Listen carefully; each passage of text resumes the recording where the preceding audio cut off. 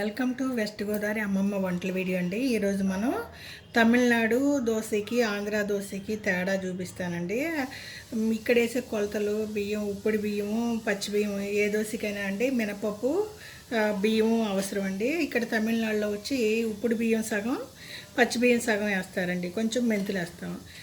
అదే ఆంధ్రాలో అయితే అండి ఉత్తి అన్నం తినే బియ్యం, పచ్చి బియ్యం వేసి మినపప్పు వేసి చేస్తూ ఉంటారండి. అది కొంచెం సాఫ్ట్గా తెల్లగా ఉంటాయి, కలర్ రాదు, స్టిఫ్గా ఉండవు. ఇక్కడ ఆంధ్రాలోనండి వేరే వేరే ప్లేస్లో వేరే వేరేగా దోశలు వేస్తారండి. కొలతలు ఎలా ఉంటాయి అంటే అండి, ఇప్పుడు తమిళనాడులో కొలత నేను చూపిస్తాను చూడండి. తమిళనాడులో అయితే అండి మినపప్పు మీరు ఇది పట్టుపప్పు కాబట్టి అండి కొంచెం ఎక్కువ వేసుకుంటున్నాను అండి. అది మీరు మామూలు పప్పు, గుండు పప్పు అయితే అండి కరెక్ట్గా వేసుకోవచ్చు. నేను ఈ గ్లాస్తో వేస్తానండి. నేను మా ఇంట్లో వేసేదైతే ఈ గ్లాస్తో ఒక మినపప్పు వేస్తానండి. ఒక మినపప్పు ఇది పొట్టుగా ఉంది కదండి, కొంచెం వేస్ట్ అవుతుంది, దానికోసం ఒక గుప్పుడు ఎక్స్ట్రా వేస్తాను. అలాగే ఇది మినపప్పు అండి, ఒక గ్లాస్ వేసి ఒక గుప్పుడు వేస్తాను, అంటే కడిగినప్పుడు పొట్టుపోతుంది. మీరు అది గుండుపప్పు అయితే ఒక గ్లాసు కరెక్ట్గా వేసుకోవచ్చండి. దీంట్లో వాటర్ వేసి నానబెట్టుకోవాలి. అలాగే బియ్యం కొలత అయితే అండి మనం ఇది అన్నం తినే బియ్యం అండి, వరి బియ్యం, మనం పచ్చి బియ్యం అంటాం ఇక్కడ, అన్నం తినే బియ్యము. దీన్ని 2 గ్లాసులు వేస్తానండి. ఇదే ఉప్పుడు బియ్యం అండి, ఉప్పుడు బియ్యము 2 గ్లాసులు వేస్తా. ఇంకా దీంట్లో కొలతకి ఇప్పుడు దీంట్లో పచ్చి బియ్యం 2 వేస్తానండి, ఉప్పుడు బియ్యం 2 వేసాను, గ్లాసు మినపప్పు వేసాను, పొట్టుపప్పు కాబట్టి ఒక గుప్పుడు ఎక్స్ట్రా వేసానండి. ఇంకా ఇంతే. దీంట్లో కాసిన మెంతులండి,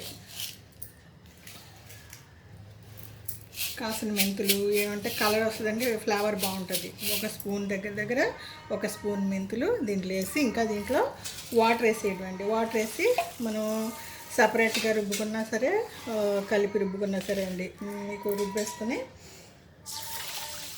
బాగా కడిగి ఊరబెట్టుకోవాలండి. కొంచెంసేపు అయినాక బాగా కడిగి మంచినీళ్ళు వేసి ఊరబెట్టుకోవాలి. ఇప్పుడు మనం బోర్ నీళ్ళు వేస్తే ఇడ్లీ దోశ చిమిడిపోతుందండి, బాగా రాదు.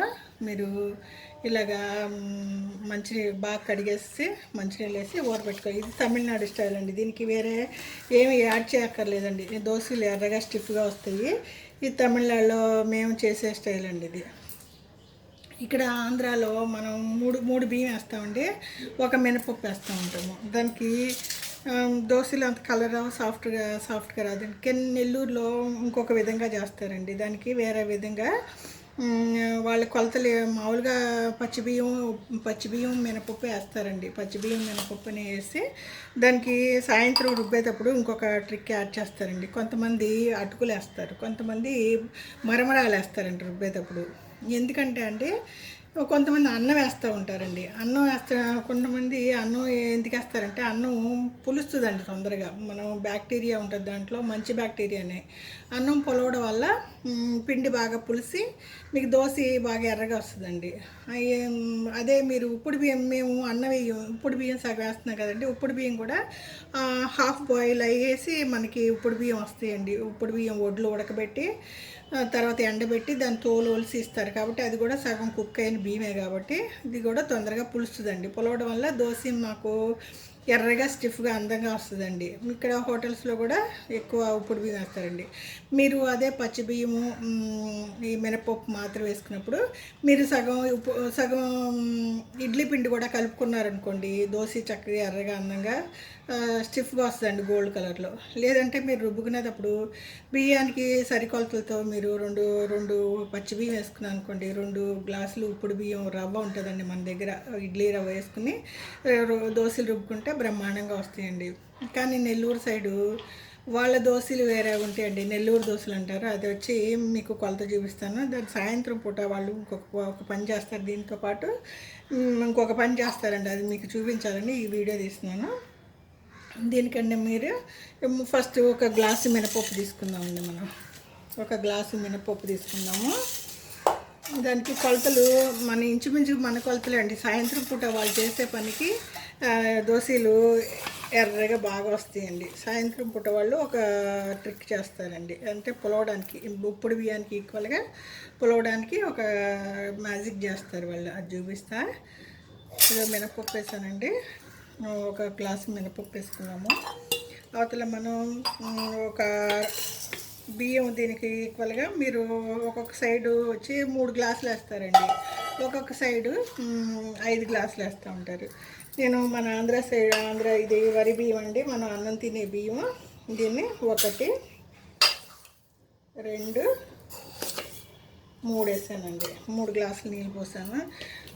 3 గ్లాసులు బియ్యము, కొంచెం మెంతులు వేసానండి, మినపప్పు వేసాను. దీన్ని కూడా నీళ్ళు పోసేసి ఊరబెట్టేస్తాను. కడిగేసి ఇంకా బాగా మంచినీళ్ళు వేసి మళ్ళీ ఊరబెడతానండి. ఈ 2 మనం కలిపి రుబ్బేస్తారు నెల్లూరు సైడు. ఈ బాగా కడిగేసి మంచినీళ్ళు వేసి ఊరబెట్టుకుని ఒక 5-6 గంటలు ఊరాలండి. ఊరితేనే పిండి బాగా దోశలు బాగా వస్తాయి. అది ఊరాలంటే మనం ఒక 5-6 గంటల ముందు ఊరబెట్టాలండి. నైట్ అంతా మనం ఉప్పు వేయకూడదండి. ఉప్పు వేయకుండా పిండి అందరిలో చేసే పని అండి. ఉప్పు వేయకుండా ఊరబెడతాము. తెల్లారి బాగా పొంగుతుంది. పొంగినాక దాన్ని మనం ఉప్పు వేసి కలబెట్టుకుని ఆ పూటకి సరిపడదు లేదా మొత్తానికి ఉప్పు వేసుకుంటూ ఉంటామండి. దీనికి ఇంకా వాళ్ళు చేసే మ్యాజిక్ ఏంటంటే 3 పచ్చి బియ్యము, ఒక మినపప్పు వేసాము. మినపప్పు కూడా మనం ఒక గ్లాసు, అంటే దీన్ని పొట్టుతో వేస్తున్నాం కాబట్టి కొంచెం ఎక్స్ట్రానే వేసాను. ఇప్పుడు దీనికి వాళ్ళు సాయంత్రం పూట చేసే మ్యాజిక్ ఏంటంటే ఒక 2 గుంటగట్లు ఇప్పుడు బియ్యం పిండి తీసుకుంటారండి. బియ్యం పిండి తీసుకుని దీన్ని ఏం చేస్తారు, మనం వడియాలు వేస్తామండి, బియ్యం పిండితో వడియాలు. ఆ మాదిరి దీంట్లో కొంచెం నీళ్ళు వేసి లూజ్గా చేస్తారండి. లూజ్గా చేసి పొయ్యి మీద కాస్త నీళ్ళు ఎసరు పెడతారు. 1 కప్పు నీళ్ళు ఎసరు పెట్టి ఈ లూజ్గా ఉన్న బియ్యం పిండిని దాంట్లో వేసి బాగా తిప్పుతారండి. తిప్పితే అది మన వడియాల పిండిలాగా జావలాగా అవుతుంది. ఉండలు లేకుండా చేసుకుని దాన్ని ఏం చేస్తారండి, వండింది చల్లారినాక ఈ పచ్చి బియ్యము, మినపప్పు రుబ్బేసుకున్న పిండిలో సాయంత్రమేనండి, అసలు నైటే కలిపేయాలి. మనం రుబ్బంగానే ఇవి మనం గ్రైండర్ వేసుకునేటప్పుడే ఈ పిండిని మనం వండేసుకుని చల్లారిన తర్వాత ఆ పిండిలో వేసేసి కలబెట్టేసుకుంటారండి. కలబెట్టేసుకోవడం వల్ల తెల్లారి బాగా పొంగుతుంది. పిండి పొంగి పులిసి దోశ ఎర్రగా వస్తుంది. అంటే ఇది అన్నానికి ప్రత్యామ్నాయం అండి. ఇప్పుడు అన్నం వేస్తే మనకి ఒక్కొక్కరికి అబ్జెక్షన్ అండి. ఈరోజు అన్నం రేపు సద్దన్నం అవుతుంది, అది మురగబెట్టుకుని ఫ్రిడ్జ్లో పెట్టుకుని దోశలు వేసుకోవాలా అంటారండి. దీన్ని బియ్యం పిండిని ఫ్రెష్గా వండి అంటే దీన్ని మనం వడియాల పిండిలాగా జావలాగా ఉండాలండి. జావలాగా ఉండి గడ్డలు లేకుండా మనం బియ్యమును మినపప్పు రుబ్బుకున్న దాంట్లోనే కలిపెట్టుకుని నైటు కొంచెం పెద్ద పాత్రలు వేయాలండి. పైన వచ్చి కొంచెం గ్యాప్ ఉండాలి, పొంగుతుంది బాగా. తెల్లారి మనం మీకు ఎంత కావాలో అంత ఉప్పు వేసుకోవచ్చు, లేదా మొత్తానికి ఉప్పు వేసుకుని దోశలు వేసుకోవచ్చు అండి. ఇది మనం రుబ్బేసుకుని సాయంత్రం ఈ పిండిని మనం ఉడకబెట్టేది స్టైల్ నేను చూపిస్తాను. ఉడకబెట్టి కలిపేద్దామండి. ఇది మేము ఎప్పుడు వేసుకునేది ఉప్పుడు బియ్యం సగం, పచ్చి బియ్యం సగం అండి. కొంచెం మెంతులు వేస్తాం. ఉప్పుడు బియ్యం ఇక్కడ ధారాళంగా అన్నం వండుకుంటారండి. దోశలు ఇడ్లీలకి ఒకే పిండి వాడతారు.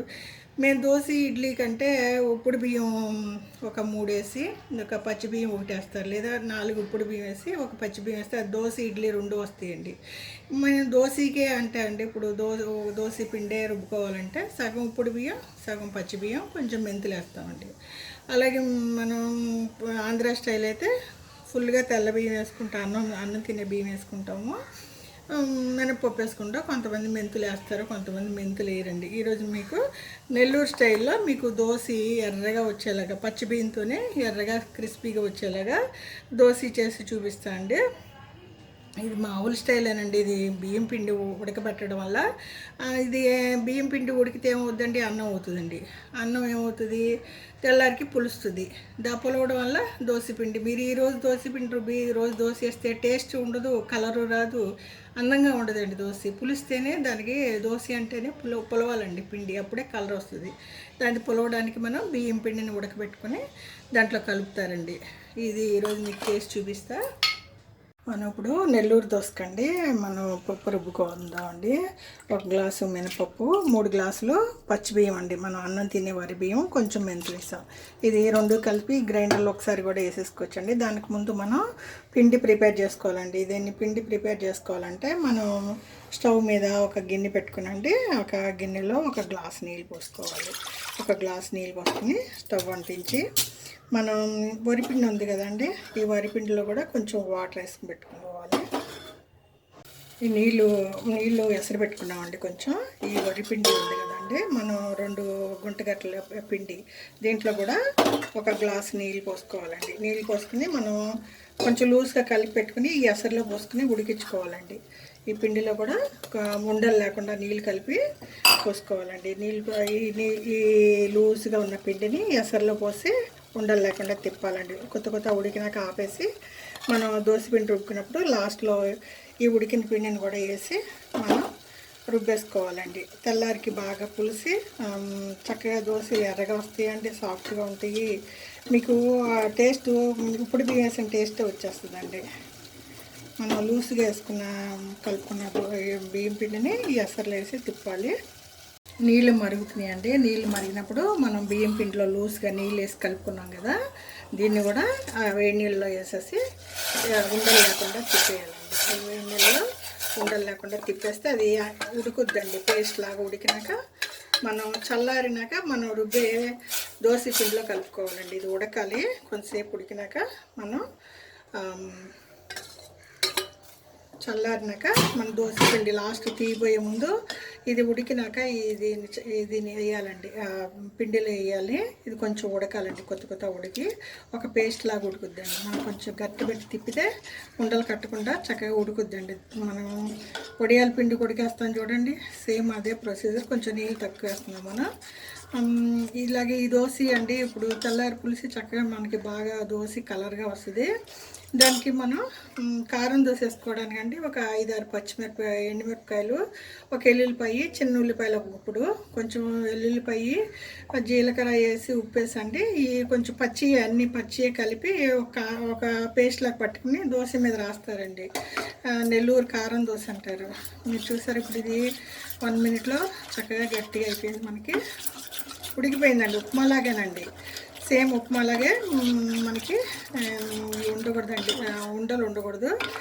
చూసారా, కొంచెం ఉడకనిచ్చి ఆపేద్దామండి. ఇవి గిన్నె వేడికి అది బాగా గట్టిగా అయిపోతుంది. తర్వాత మనం ఉడికే పిండిలో వేసి ఈ పిండిని మనం దోశ పిండిలో కలిపేద్దాం. ఇంకా ఆపేద్దామండి, అడుగుంటుంది. ఉడికింది చాలండి, ఇంకా ఉండలు ఏం కట్టలేదు. ఇంకా ఆపేద్దాం.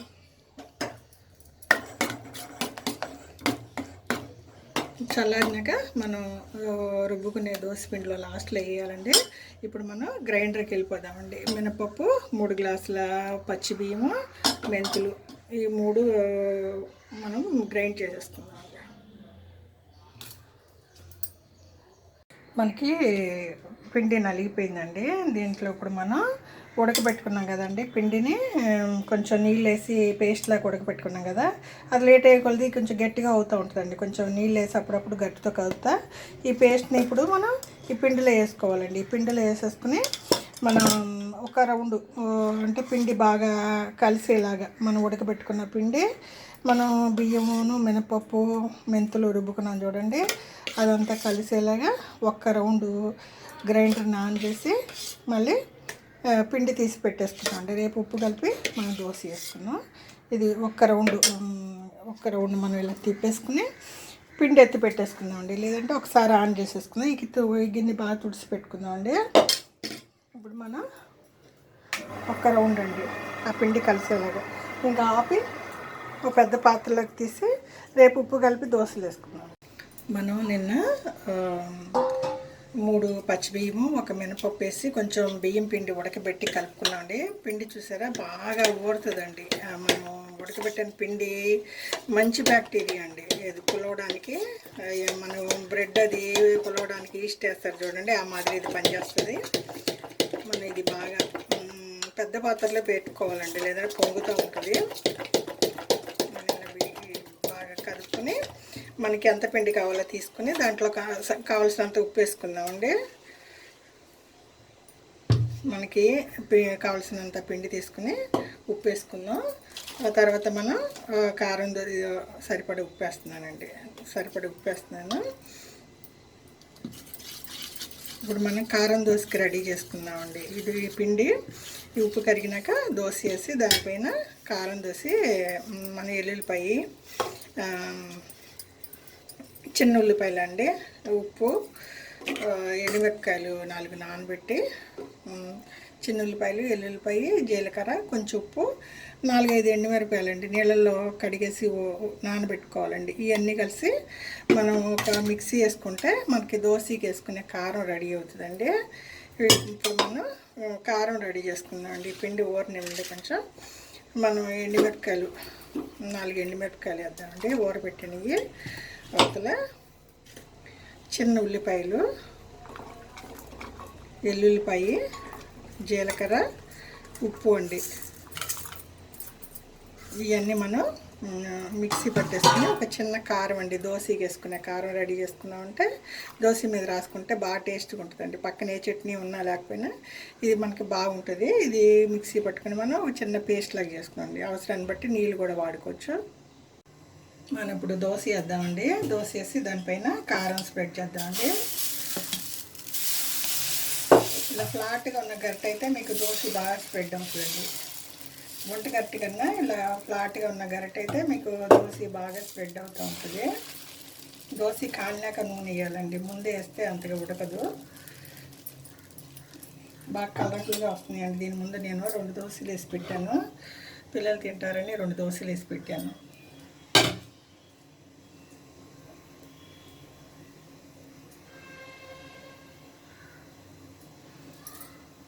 మనం ఇప్పుడు ఈ దోశ ఏంటి కాలుతుందండి బాగా. మనం దీనికి కొంచెం నూనె అప్లై చేయాలండి. బాగా కాలినాక నూనె వేయాలి, ముందు వేయకూడదు. మనం వేరుశనగకాయ నూనె అయితే బాగుంటుందండి, దోశలకి మంచి వాసన వస్తుంది. అలాగే మీరు నెయ్యి వేసుకునే బటర్ నెయ్యి కూడా వేస్తారండి. చుట్టూ వచ్చి వేరుశనగకాయ నూనె వేసిన మధ్యలో బటర్ వేస్తూ ఉంటారు చాలామంది. ఇప్పుడు మనం ఈ కారం ఉంది కదండి, మనం ఉల్లిపాయ కారం, ఉల్లిపాయ, ఎల్లుల్లిపాయ, చిన్న ఉల్లిపాయ ఇవన్నీ మంచిదండి. ఇవన్నీ మనం మీ అవసరాన్ని బట్టండి. ఫుల్గా కావాలంటే వేసుకొని, కొంతమంది లైట్గా తింటారు కారం, వేసుకోవడం అండి. ఇంతేనండి, నెల్లూరు దోశ రెడీ అండి, కారం దోశ. ఇది బాగా కాలుతుందండి, కలర్ వస్తుంది. ఏం పెనానికి ఏం అంటుకోదండి, బాగానే లెగుస్తుంది. మీకు ఈ దోశ కలర్ఫుల్గా వస్తుందండి, గోల్డ్ కలర్లో వస్తుంది. చూసారా, మనం పంచదార వేయలేదు, ఒక మైదా పిండి వేయలేదు, మనం ఏమి వేయలేదండి, అంత గోల్డ్ కలర్లో వచ్చేసిందో. చాలామంది మైదా పిండి వేస్తారండి, కొంచెం చక్కెర వేస్తారు. ఇదేనండి నెల్లూరు దోశ అంటే ఇదే. పొరటు దోశ ఏదో అంటారండి, అక్కడ లోకల్లో వాళ్ళు పిలిచేది వేరే దోశ అని పిలుస్తారు. ఇది మేము నెల్లూరు కారం దోశ అంటామండి. మీకు ఇది నెల్లూరు కారం దోశ అండి. ఇది వచ్చి ప్లెయిన్ దోశ. దాని ముందు నేను వేసింది ఇది కారం దోశ వేసాను. ఇది వచ్చి ప్లెయిన్ దోశ అండి, దీంట్లో నేను ఏం వేయలేదు, ప్లెయిన్గా ఉంది. మీకు అలాగే చెన్నైలో దోశ కూడా మీకు చూపిస్తానండి. చెన్నైలో మేము వేసుకునే దోశలు కూడా మీకు 2 పొడి బియ్యం, 2 పచ్చి బియ్యంతో మేము వేసే దోశ కూడా మీకు చూపిస్తానండి. ఇంచుమించుగా ఇలాగే వస్తుంది. ఇప్పుడు మేము చెన్నైలో వేసే దోశ వేద్దామండి. చెన్నైలో మేము 2 పచ్చి బియ్యం, 2 ఉప్పుడు బియ్యం చేసి వేసే దోశ వేసి చూపిస్తాను. అది కూడా మంచి కలర్ఫుల్గా వస్తుందండి. ఇది వచ్చి సగం ఉప్పుడు బియ్యం, సగం పచ్చి బియ్యం, ఒక మినపప్పు వేసండి మేము. ఆ దోశ వేసి చూపిస్తాను. ఇది కూడా మంచి కలర్ఫుల్ వస్తుందండి. దోశ ఈ ఉప్పుడు బియ్యం వల్ల అండి టేస్ట్ బాగుంటుంది, స్టిఫ్గా ఉంటుంది, కలర్ఫుల్గా ఉంటుంది. మాకు ధారాళంగా ఉప్పుడు బియ్యం దొరుకుతాయండి ఇక్కడ. మేము ఉప్పుడు బియ్యం వాడతాము. ఉప్పుడు బియ్యం దొరకని వాళ్ళు ఇలా నేను చెప్పిన ఇప్పుడు పిండి కొంచెం బియ్యం పిండి ఉడకబెట్టి దోశ పిండిలో కలుపుకున్నారంటే మీరు బ్రహ్మాండంగా హోటల్ దోశలాగా కలర్ఫుల్గా బాగుంటాయండి. మీరు చక్కెర మైదా ఏమి వేయక్కర్లేదు, చక్కగా దోశలు మీ ఇంట్లోనే బ్రౌన్ కలర్ దోశలు వస్తాయండి. మీరు ఉట్టి పచ్చిబియ్యం వేస్తే తెల్లగా వస్తాయండి. దానికి పిండి ఉడకబెట్టి కలుపుకున్నారంటే చక్కగా కలర్ఫుల్గా దోశ వస్తుంది. దోశ కాలినాక నూనె వేయాలండి. ఒక దోశ తీసాక 2వ దోశ వేసేటప్పటికి కొంచెం సెగ తగ్గించాలండి, లేదంటే నీళ్ళు కొట్టి కొంచెం తొడవాలి. దోశ కాలిందండి, కొంచెం మనం నూనె సరిపడా నూనె వేసుకుని వేరుశనగకాయ నూనె బాగుంటుందండి మీకు. దోశకి వేరుశనగకాయ నూనె చక్కగా మంచి వాసన వస్తుందండి. దోశ అందంగా ఉంటుంది, రుచిగా ఉంటుంది. తినే ముందే మనకి వాసన నచ్చిపోద్దండి, మనకి మంచి వాసన వస్తూ ఉంటుంది. ఈ దోశలు కూడా ఏం అంటుకోవండి, ఇప్పుడు బియ్యం వేస్తాం కదా, చక్కగా కలర్ఫుల్గా వస్తాయండి. మీకు స్టిఫ్గా వస్తాయండి, బాగా స్టిఫ్గా ఉంటుంది. దోశ తినవద్దండి. చూసారా ఎంత అందంగా వచ్చిందో, గోల్డ్ కలర్ అండి. ఇంకా కాలేసరికి ఫుల్గా మీకు కలర్ వచ్చేస్తుంది. మేము రెగ్యులర్గా ఇదే వాడతామండి. ఇప్పుడు బియ్యం 2 గ్లాసులు, పచ్చి బియ్యం 2 గ్లాసులు, 1 గ్లాసు మినపప్పు వేస్తాం, 1 స్పూను మెంతులు వేస్తామండి. ఇది మీరు ఉడకబెట్టుకున్న నెల్లూరు దోశకి ఈక్వల్గా మీకు కలర్ వచ్చేసింది. చూసారా ఈ పిండి అండి, మనం పొడి బియ్యం దొరికితే వేసుకోండి, లేదంటే ఇలా కొంచెం బియ్యం 2 స్పూన్లు 2 గుంటగట్టల బియ్యం మీరు అదే ఉడియాల పిండిలాగా మీరు ఉడకబెట్టుకుని చక్కగా మీరు కలుపుకున్నారంటే, పిండి నైటే కలుపుకోవాలండి. నైటే అప్పుడు మీకు పిండి బాగా లూజ్ వస్తుంది, చక్కగా అండి ఊరుతుందండి పిండి మీకు. ఈ దోశ చూసారా ఎంత బాగా కాలిందో, స్టిఫ్గా కూడా ఉంటుందండి, రుచిగా ఉంటుంది మీకు. దీనికి కారం లేదండి. నేను మామూలుగా చెన్నై దోశ ఇది చెన్నైలో మేము వాడుకునే దోశ అండి. ఇది కూడా చక్కగా కలర్ఫుల్గా వచ్చింది. చూసారా మీకు పిండి ఊరడానికి ముఖ్య కారణం బ్యాక్టీరియా అండి, అది మంచి బ్యాక్టీరియా. మనం ఇప్పుడు బియ్యం మరమరాలు అటుకులు ఇవన్నీ వేసేది అందుకేనండి. ఒకసారి ఉడికిన పిండి మరమరాలు అటుకులన్నీ ఒకసారి కుక్ చేసినాయనండి, దానికోసమే పిండి ఊరుతుంది. మీకు ఇప్పుడు డిఫరెంట్ చూపిస్తానండి.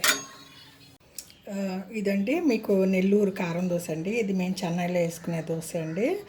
2 చూసారా ఇంచుమించు ఈక్వల్గా కలర్ వచ్చింది. మీరు ఉట్టి పచ్చిబియ్యం అలానే వేసేస్తే ఈ కలర్ రాదండి.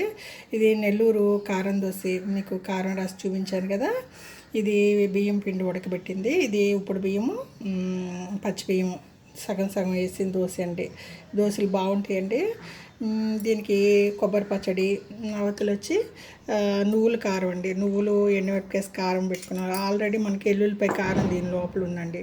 సైడ్ డిష్ వేసుకుని మనం సైడ్గా ఇంకా ఏమైనా పచ్చళ్ళు ఉంటే కూడా వేసుకోవచ్చండి.